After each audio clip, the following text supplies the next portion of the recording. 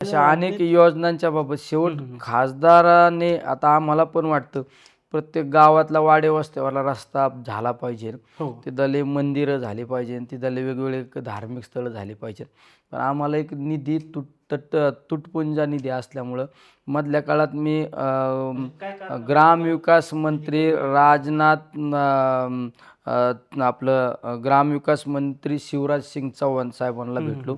त्यांना सांगितलं की तुम्ही जे आदिवासी वाड्या वस्त्यांना 500 लोकसंख्येच्या आदिवासी वाड्या वस्त्यांना आपण रस्ते देणार आहेत. बरोबर. तर माझं म्हणणं आहे जनरल त्याची लोकसंख्येच्या 8 शिथिल करा. कमीत कमी 250 लोकसंख्येच्या वस्त्यांना त्या पण जनरल रस्ते दिले पाहिजे ना आपल्या माध्यमातून, केंद्र सरकारच्या माध्यमातून. मी मधल्या काळात सर्वे केला माझ्या मतदारसंघामध्ये.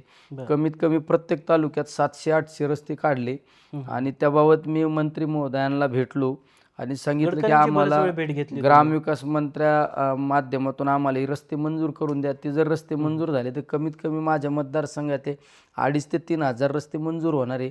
गडकरी साहेबांच्या माध्यमातून मी सुरत चेन्नई आमचा रस्ता एक पेंडिंग आहे, सुरत चेन्नई रस्ता पेंडिंग आहे.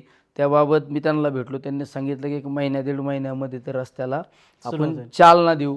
आमच्या नगर मनमाड रस्ता जो म्हटले तुम्ही, नगर मनमाडच्या याच्यात गडकरींची भेट घेतली,